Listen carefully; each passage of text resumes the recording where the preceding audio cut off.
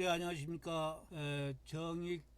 정익학당 신백훈입니다. 말글정, 발글정, 돌익자입니다. 전교조 같이 우리 사랑스러운 손주들, 우리 후손들을 선동 세뇌시키는 게 아니고 우리가 오정근 북콘서트에서 좋은 공부를 해서 정말로 맑은 정신이 들게 해주는 교육을 하겠다는 뜻으로 이번에 별호를 지었습니다. 제가 애국 의병 활동을 하는데 아주 전문가께서 이렇게 편지가 왔더라고요. 저기 제 호가 면제, 힘쓸면 제기할 제자도 있는데 그것보다는 이제는 70세 의병으로서 열심히 하는 게 좋겠다. 그래서 정익, 그래서 학당 이름도 뭐 대동성으로다가 호학학당으로다가 이번부터 정익학당으로 바뀌었습니다.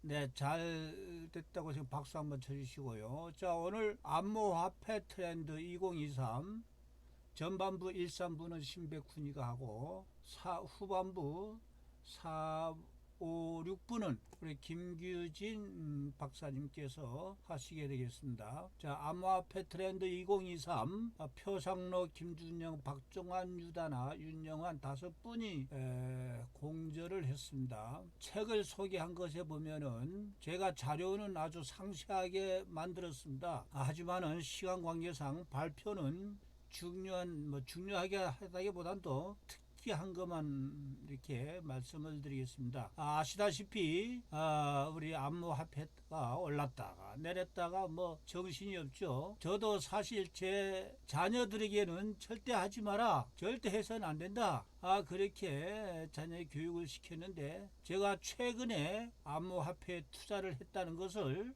솔직히 고백을 합니다. 그렇기 때문에 이번에 이 책도 제가 발제를 하겠다고 이렇게 신청을 오정근 원장님한테 해서 했습니다. 자, 2021년에 상승 에 있어서는 엄청 상승했죠. 그 개인 투자자만 있었는데 이제는 말이죠, 기관 투자가들은 보통 뭡니까? 올랐다 내렸다 할 때 움직이지 않죠. 장기간 보유한다는 사실에 주목을 해야 된다, 그렇게 얘기하고 있습니다. 그리고 전통 금융기관들이 비트코인을 매집하고 있다는 사실이 매우 중요하다, 그렇게 얘기를 하고 있습니다. 단순히 대기업이 암호화폐를 보유하는 형태라고 한다면 현재는 금융기관이 포트폴리오에 금융기관이 뭡니까? 금융기관이 대량 매집이 하고 있다는 것은 가격은 더 오를 것이고 시장은 더 커질 것이라는 이유에서다. 이것이 하나의 큰 대목이 되겠습니다. 자, 우리 표상로, 김준영, 박종환, 저자 또 유다나, 윤영환 이분들은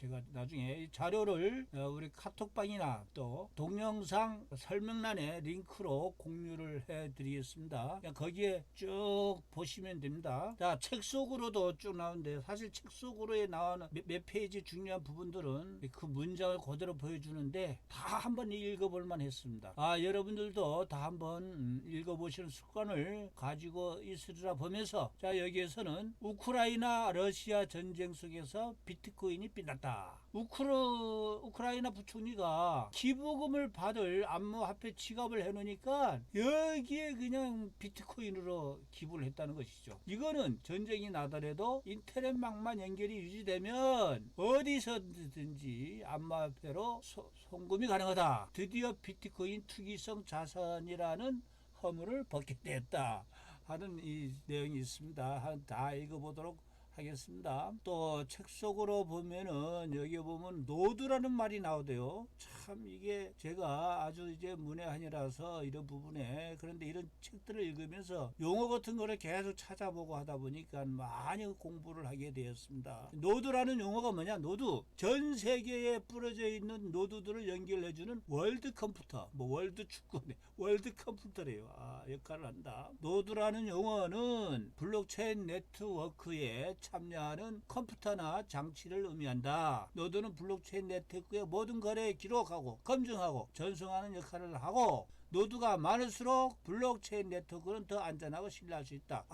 이게 아주 새롭게 저는 배우게 되었습니다. 또 대표적인 결제 서비스 비자 카드 있죠. 2만 4천 건을 처리를 하는데 비하면은 이 블록체인 여기에서는 초당 5만 건 엄청 빨라진다. 엄청 빨라진다. 예, 그것이 되겠습니다. 다음 책 속으로 네 번째는 몰입형 가상 쇼핑 경험을 할 수가 있다. 그리고 전 세계 탄소 배출량의 10% 차지한 디지털 패션 산업이 오염원이래요. 그것도 없앨 수가 있고, 또 대기업이 코인 프로젝트 투자하게 되었다는 뉴스가 나오게 되면 가격이 크게 상승한다는 것입니다. 자, 출판사 리뷰를 보면은 자, 이게 제일 이 제목이 아주 중요합니다. 투자는 쉴 수 있다. 하지만 트렌드에 관심은 놓지 말아야 하는데 그게 암호화폐 시장이다. 예, 아주 이 슬로건을 참 잘 지었다는 생각을 해봅니다. 구미가 당기게. 자, 그 이 책에는 다음과 같은 10가지 이슈죠. 암호화폐 글로벌 규제 현황과 한국의 현주소,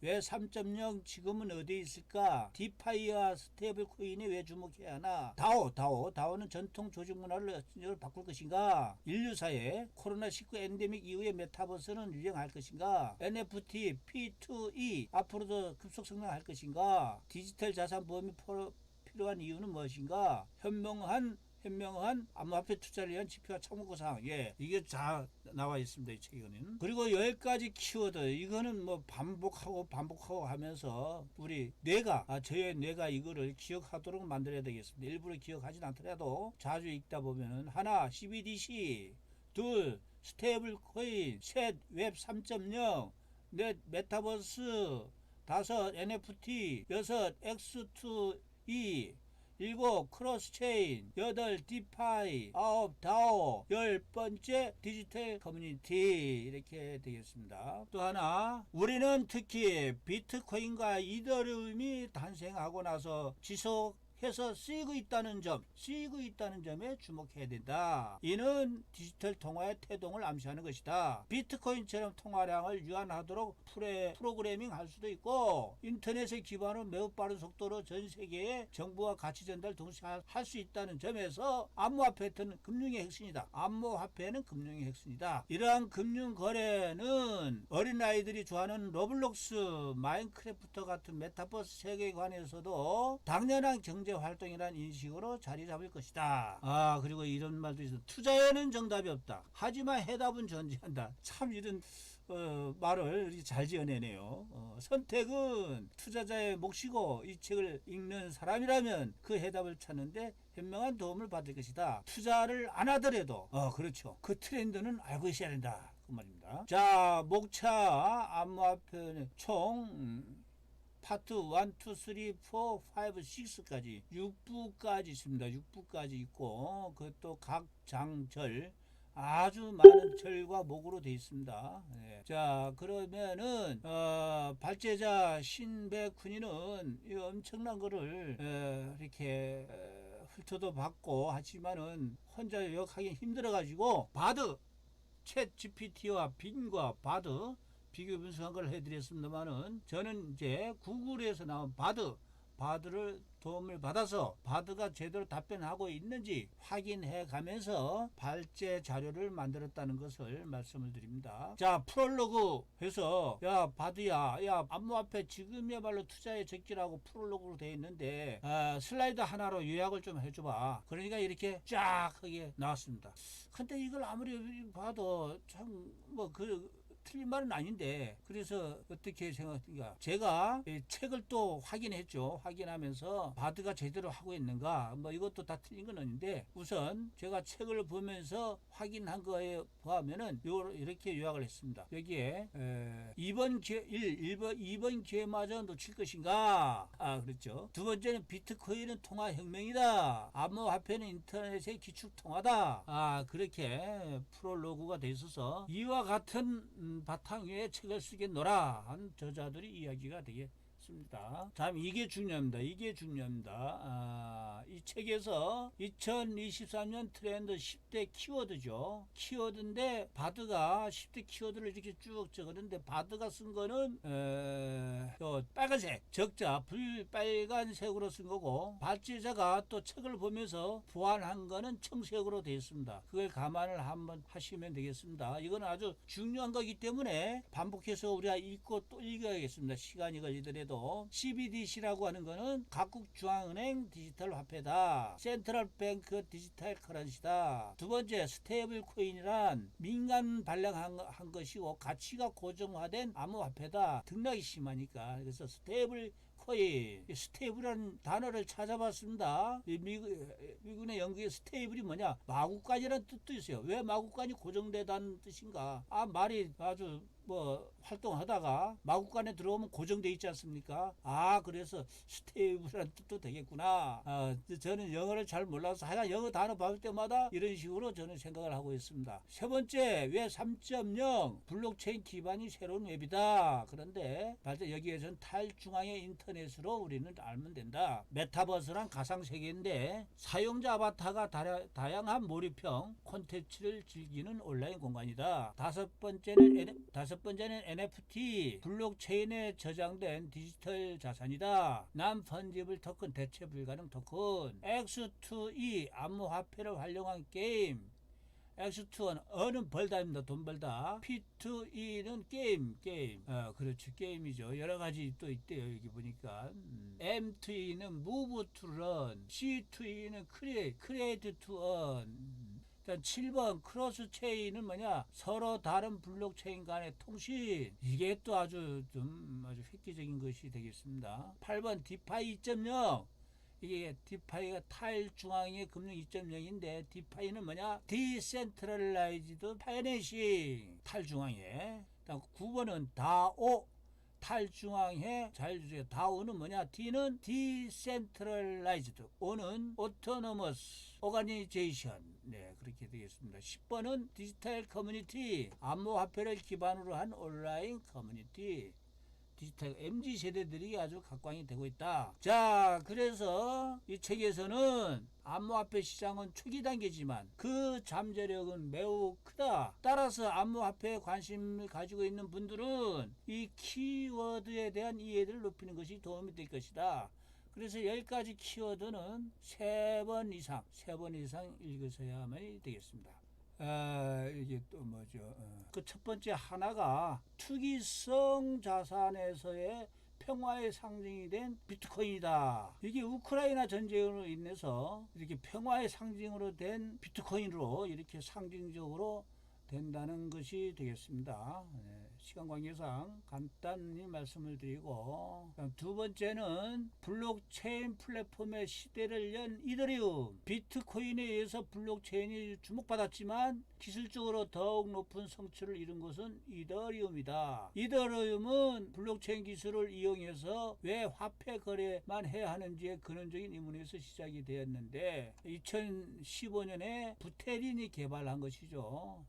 이더리움은 비트코인과 달리 탈중앙의 애플리케이션, 디센트럴라이즈드 애플리케이션에서 실행할 수 있는 플랫폼이다. 그래서 결론은 이더리움은 블록체인 플랫폼 시대를 열었으며 수많은 디앱이 이더리움 블록체인 위에서 개발되고 있다. 그래서 이더리움이 그래서 돈을 많이 지금 500인가 그렇게 가고 있는 걸로 알고 있습니다. 정확한 건 제가 잘 모르겠습니다. 다음 세 번째는 금융 혁신을 한 디파이. 디파이란 건 뭐냐? 디센트럴라이즈드 파이낸싱.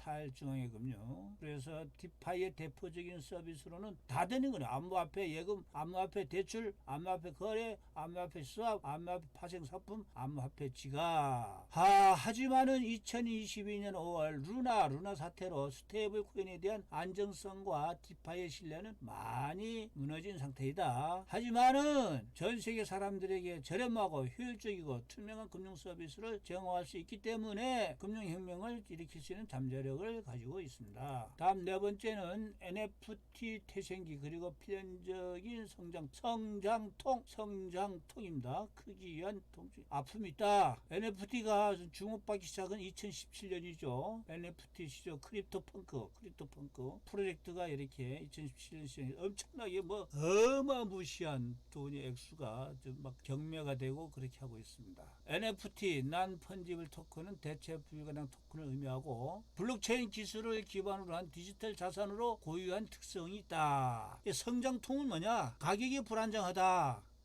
급격히 변동된다. 변동성이 큰 거는 투자자들의 큰 위험을 초래할 수가 있다. 또 아직 충분히 생태계가 성숙하지 않았다. NFT 거래 플랫폼이 많지 않고 활용도가 아직은 낮다. 하지만 NFT 미래는 성장통을 극복하고 NFT 생태계가 성숙해진다면 NFT는 새로운 산업을 창출하고 기존의 산업을 혁신할 수 있는 잠재력을 가지고 있다는 것입니다. 다음 5번째입니다. 5번째. 여기에 보니까 이게 아주 그냥 바드가 이런 식으로 딱 소개를 해주대요. 중앙의 거래소와 탈중앙의 거래소의 장단점. 여기는 중앙 집중식인 반면 DX는 분산형이다. 자금은 중앙의 거래소가 보관하는 반면에 이거는 개인 사용자의 지갑에 다 돼 있고, 거래소가 중개하는 방면에 스마트 컨트랙트가 있는데, 이거는 개인으로선 편리하는데 이거는 불편이란 표현인데, 이거 뭐 해킹에 취약한 반면 해킹이 안전하다. 그렇습니다.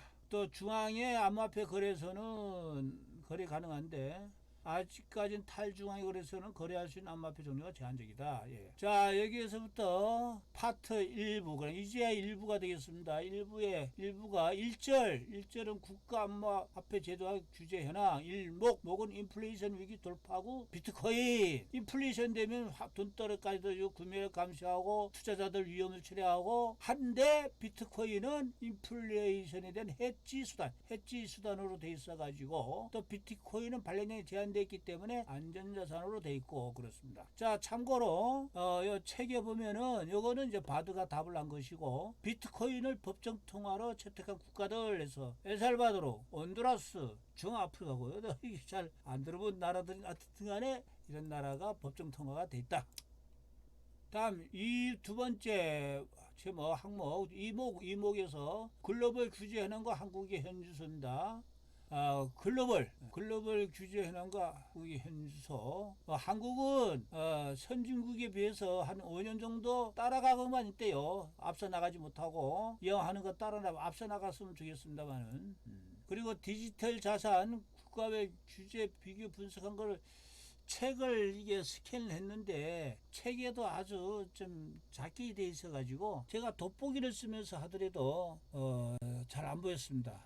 빨간 거는 규제. 대한민국은 규제 일본도고, 미국, 스위스, 싱가포르는 발행 허가 이렇게 되는 쪽도 있고, 앞서 나간다는 뜻이 되겠습니다. 다음은 3목에 한국 디지털 자산 시장의 성장기. 우리나라는 정부 규제가 아직은 뭐 그렇게 아직 안 된 상태고, 투자자들의 관심이 증가하는데 기업들도 디지털 자산을 도입을 하고 있어서 한국의 기업들은 디지털 자산을 도입하기 시작했습니다. 기업들은 디지털 자산을 결제 수단, 투자 자산, 보상 지급 수단으로 활용하고 있습니다. 따라서 앞으로도 지속적으로 성장할 것으로 예상됩니다. 한국의 디지털 자산 시장은 세계에서 가장 빠르게 성장하는 디지털 자산 시장 중 하나가, 한국 사람들 성질이 급한 것이 여기에도 나타나는가요? 저는 그런 생각을 책을 보면서 들었습니다. 다음 4목은 국가별 디지털 재산 과세 현황. 과세는 대부분 나라가 거래세, 양도소득세 하는데 중국만 안 하는 걸로 이렇게 정리가 되고 있습니다. 이건 왜 그런가? 중국은 디지털 자산에 대해서 과세도 하지 않고 뭐 그렇게 한다고 그러는데 의외로 생각이 듭니다. 국가별 디지털 자산 세금 부과 현황이 책에 있어서 스캔을 해서 이렇게 슬라이드에 올렸습니다. 한국의 디지털 자산 세금 부과안은 아직은 이제 기타 소득세로 분리과세로 되어 있는데 모르겠습니다. 자, 우리 정치권이라든가 국회의원들이 정신 차려서 빨리 제도적으로 뭐 잘 정비가 되었으면 합니다. 다섯 번째는 CBDC 추진 현황과 통합 패권 경쟁. 이게 중요해요. 국제 정세에 통화 정책에 옛날 이게 뭐 외교만 국제 옛날 2차 대전시대 국제정세하고는 완전히 틀린 디지털 전쟁 아니겠습니까? CBDC는 센트럴 뱅크 디지털 커런시, 디지털 형태의 화폐다 이 말이죠. CBDC는 다음과 같은 장점이 있다. 기존의 화폐보다 안전하고 효율적이고 탈중앙이 거래 가능하고 개인정보 보호가 뛰어나다. 하지만은 단점도 있다. 기술적 장벽이 높자. 기술적이야. 큰명도 얼마나 많죠. 하지만 이거는 뛰어넘을 수 있는 거죠. 기존 금융 시스템과의 연계가 어렵 수 있다. 프라이버시 침해 가능성도 있다. 하지만은 지금 80여 개국이라는데 114개국으로 나도 현재는 조사돼 보니까 돼 있었습니다. CBDC는 통합 패권 경쟁이 새로운 국면을 열 것으로 예상이 됩니다. 중국은 디지털 위안화를 출시했고 미국은 아직은 검토 중입니다. 미국이 이제 아직 순발력이 떨어지는 것 같습니다. 유럽연합 EU도 2012 도입을 완료할 계획이라고 되어 있네요. 그렇게 되어 있습니다. 통합 패권 경쟁이 새로운 것이 국면을 열 것으로 예상이 된다. 그래서 여기에 보면은 미국의 싱크탱크에서 이런 얘기가 있습니다. 지금 이렇게 짙은 초록색들이 이제 막 앞서 나가는 데가 있었고 미국은 이제 초보 단계로 가고 있습니다. 여기에 보면은 스타인버그에서는 뭐라고 해야 되냐? 미국은 뒤쳐져 있다. 하지만 좋은 소식이 있다. 미국이 이를 깨닫기 시작했다는 점이다라고 비꼬는 건지 그렇게 얘기하고 있습니다. 자, 다음은 2절의 일목 디지털 자산 시장을 이끄는 VC. 또 이 VC는 뭔가? VC는 벤처 캐피탈입니다. 벤처 캐피탈은 초기 단계의 기업에 투자하는 금융기관이다 이 말이죠. 그러니까 암호화폐라든가 이런 이제 VC가 엄청나게 활발히 되고 있다는 겁니다. 벤처 캐피탈은 기업의 성장 잠재력에 투자하여 높은 수익을 추구한다. 벤처 캐피탈은 자금 제공뿐만이 아니라 경영 지도, 기술 지원, 마케팅 지원 등을 통해서 기업을 돕는다. 벤처 캐피탈은 초기 단계 기업에 중요한 역할을 한다. 그렇죠. 다음은 VC, 벤처 캐피탈 등의 어필 확률 전제. 벤처 캐피탈들은 디지털 자산 시장의 성장 잠재력을 보고 대출해 준다는 거죠. 성공 가능성이 높은 기업을 발굴하고 투자한다. 큰 수익을 올릴 것으로 기대하고, 그리고 디지털 자산이 아주 초기 단계에 있다는 것을 인정해 나중에 크면 대박이 난다는 거죠.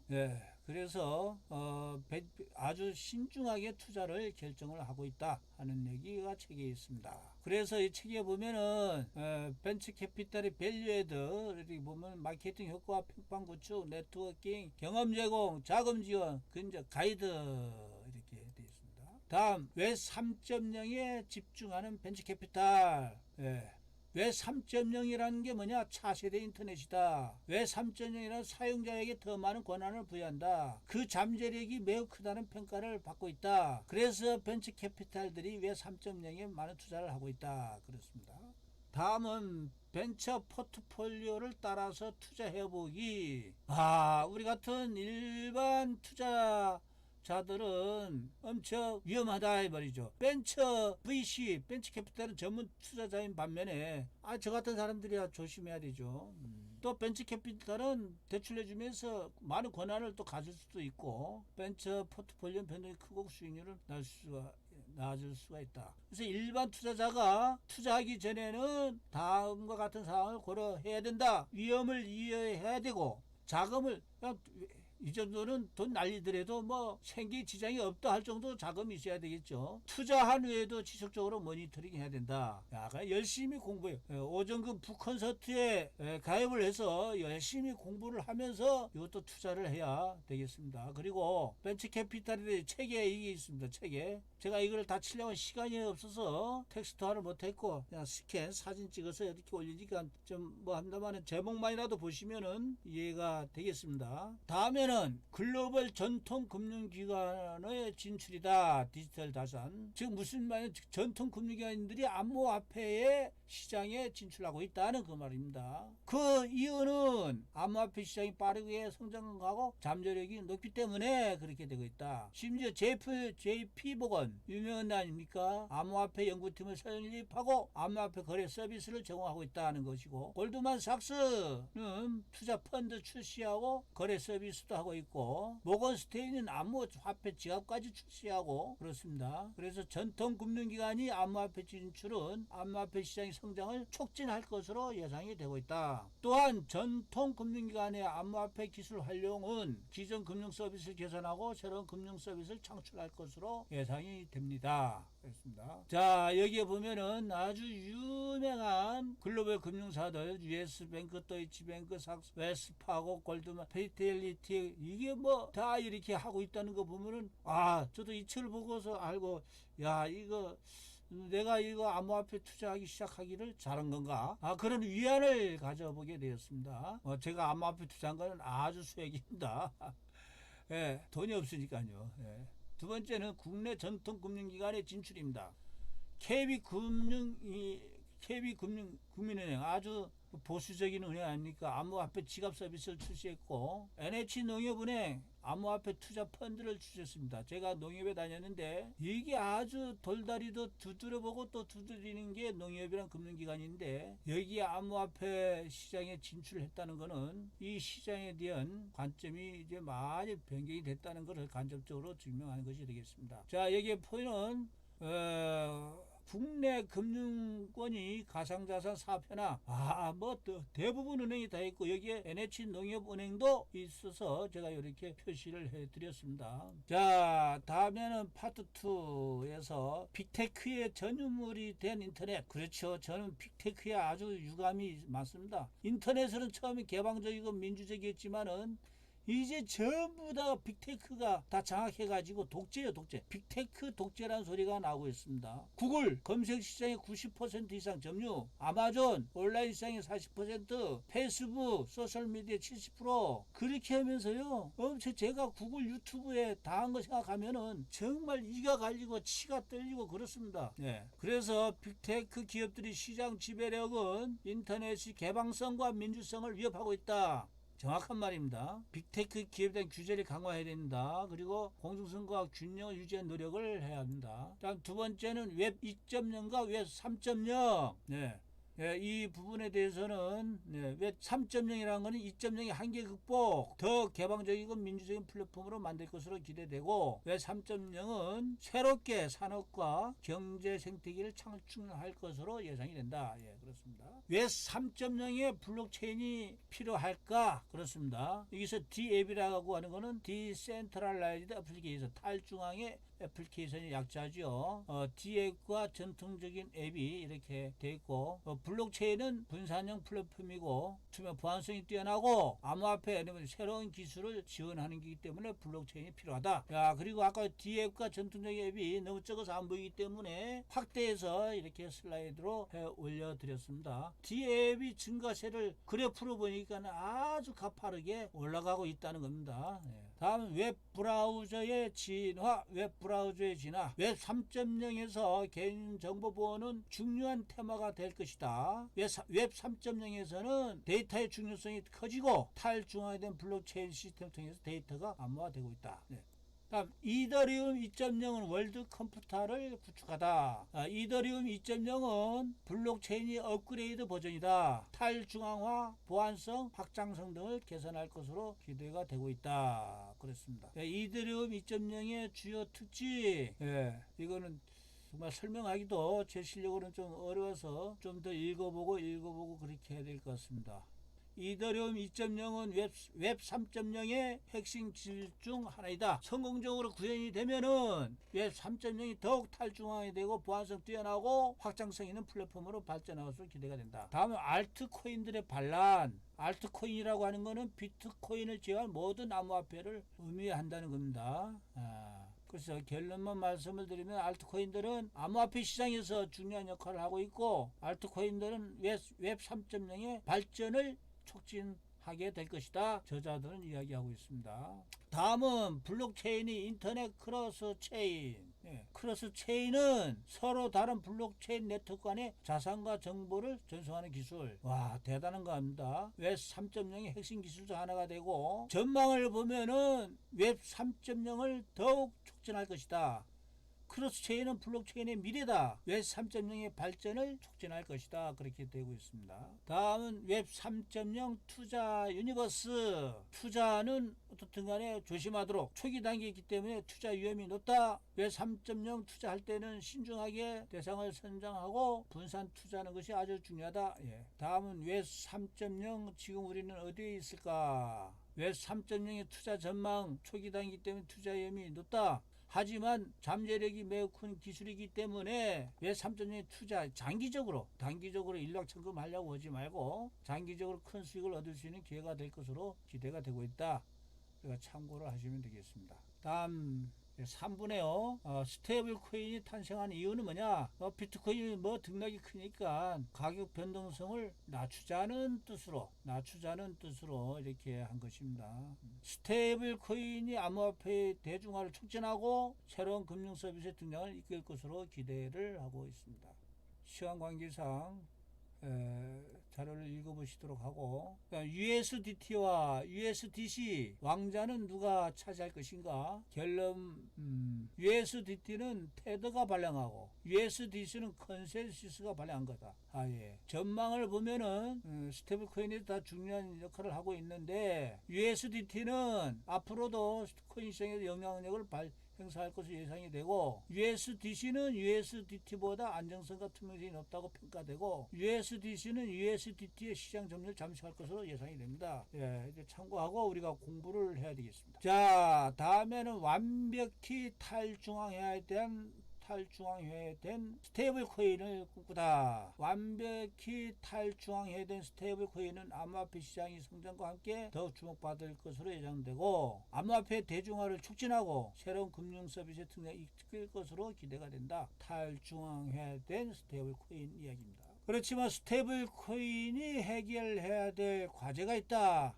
가격 안정성, 보안성, 또 규제 등이 있습니다. 안정성과 보안성에 대해서는 이렇게 또 설명이 되어 있습니다. 한번 자료를 보시도록 하겠습니다. 다음에는 디파이가 금융을 혁신했다. 디파이는 뭐냐? 디센트럴라이즈드 파이낸스다. 즉 전통 금융의 한계와 디파이의 성장. 이제는 전통 금융기관이 이제는 대체될 때가 앞으로 올 것 같습니다. 당장은 아니지만은. 디파이는 블록체인 기술을 기반한 탈중앙의 금융이다. 보안성, 효율성, 투명성을 높인다. 디파이는 이게 중요한 말이네요. 전통 금융을 대체하고 새로운 금융 생태계를 구축할 것이다. 아직은 초기 단계지만 빠르게 성장하고 있고, 전통 금융을 혁신하고 새로운 금융 생태계를 구축할 것이다.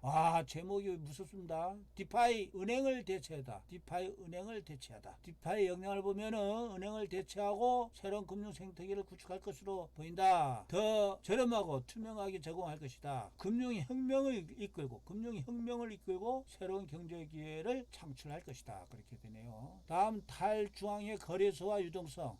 DEX는 디센트럴라이즈드 엑스체인지. 탈중앙의 거래소. DEX는 유동성이 빠르게 증가하고 있고 성장을 촉진할 것이고, 전통 금융을 혁신하고 새로운 금융 생태계를 구축한다. 이런 이유가 계속 잘 나오고 있습니다. 자, 다음에는 커브 전쟁과 디파이 확장.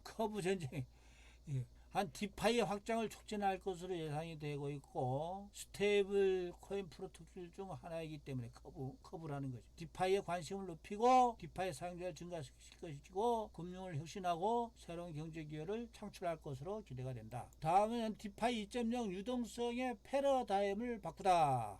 디파이 2.0 디파이 전망만 보겠습니다. 디파이 1.0의 한계를 극복하고 새로운 유동성 모델 제시하고 유동성 고급을 촉진하고 새로운 금융 상품과 서비스를 개발하고 디파이 생태계를 확장할 것이다. 그래서 결국은 전통 금융을 혁신하고 새로운 경제 기회를 창출할 것이다. 자, 6번 디파이의 미래, 디파이의 역량, 디파이 전망은 밝다. 디파이 역량은 뭐냐? 전통 금융 혁신, 새로운 경제기회 창출, 금융 서비스의 접근성과 효율성을 높이고 금융 서비스를 투명하게 할 것이고 새로운 경제기회를 창출할 것이다. 그렇게 되어 있네요. 자, 다음 다오는 뭐야? 다오는 디센트럴라이즈드 오토노머스 오거니제이션. 탈중앙의 자율조직이다. 탈중앙의 자율조직. 다오의 전망은 아직은 초기 단계지만 빠르게 성장하고 있고 그렇다. 모든 거래가 투명하게 되고, 여기에 또 자율성이 있네요. 다오는 참여자들이 의사에 따라 자율적으로 운영이 된다. 뭐 민주적이 된다는 그런 얘기가 나오고 있습니다. 다음 전통기업과 다오의 차이점. 전통기업은 중앙집권화, 다오는 탈중앙에. 전통기업은 한 명 또는 소수 그룹이 하고 있는 반면에 다오는 참여자. 이게 진짜 지금 대한민국은 뭐 그 엉터리 같은 정당들이 정치 세력들이 특정 지역들이 그 안 되죠. 네. 전통기업은 중앙의 의사결정 반면에 다오는 참여자들이 투표로 의사결정. 이렇게 돼야 북한도 이렇게 민주화되잖아요. 중국도 민주화될 것이고 이게 아주 중요한 것 같습니다. 이게 아주 이게 정말 전 세계가 자유민주로 될 수 있는 것이 아니겠네 그런 생각이 들었습니다. 다오는 과연 더 민주적인가? 다오는 과연 더 민주적인가? 자, 다오는 더 민주적인 조직을 만든다. 다오는 더 민주적인 조직을 만들 수 있는 가능성은 있다. 저는 이 말에 아주 주목이 되네요. 이 말에 아주 주목이 됩니다. 거버넌스를 사용자에게 돌려주다. 거버넌스를 사용자들에게 돌려준다. 더 민주적이고 투명하고 책임감 있는 구조로서 다오가 새로운 조직의 형태로 자리 잡을 수 있는 기반을 제공하게 될 것이다. 다오는 벤처 투자의 판을 바꾼다. 벤처 투자의 판을 바꾼다. 투자자들의 더 많은 기회를 가지고 더 많은 수익을 얻을 수 있도록 만들고 더 투명하고 책임감 있는 투자를 할 수 있도록 다오는 만든다. 다오 디센트럴라이즈드 오토너머스 오가니제이션. 다음은 NFT와 예술품의 공동 소유. 와, NFT와 예술 공동 소유는 예술품 시장의 새로운 패러다임이 될 가능성이 있다. NFT와 예술품의 공동 소유는 대중화를 촉진하고 예술가들의 창작 활동도 지원하게 될 것이다. 자, 다오는 라이프 스타일을 바꾼다. 다오는 예를 들어서 탈중앙화된 은행, 보험, 투자, 다양한 금융 서비스를 제공할 수도 있고, 다오는 소유의 개념을 바꾸고, 다오는 공동체를 형성해서 사용자들이 협력할 수 있도록 도와준다. 네, 여기까지 제가 했고 앞으로 4, 5, 6분은 김기준 박사가 발제를 하게 되는데 저도 공부한다는 차원에서 바드에 의해서 제대로 하는 이것도 시간 하루 종일 걸렸습니다. 그렇지만은 제가 책을 보면서 채점을 하지 못했어요. 수정을 못했다는 얘기. 그대로 바드가 답한 거를 슬라이드 하나씩 해봤는데 앞으로 제가 또 계속 공부를 하겠습니다. 그리고 바드를 채점해 본다는 생각으로 공부를 한다. 그런 생각으로 말씀을 드리고 그리고 에필로그 저는 독서할 때에 서문 목차 에필로그를 먼저 본 다음에 책을 보는 습관을 가지고 있는데 대부분 독서광들이 그렇게 하고 있었습니다. 이 책을 해서 우리는 암호화폐 시장의 트렌드를 파악하는 방법으로서 전문 매체를 통해서 최신 정보를 얻고 커뮤니티에 참여하고 암호화폐 개발자와 소통을 하고 그렇습니다. 고등진흥원의 김덕태 원장님하고도 친해지고 그러면 좋을 것 같습니다. 여기까지 암호화폐 트렌드 신백훈과 담당한 발제를 마치도록 하겠습니다. 감사합니다.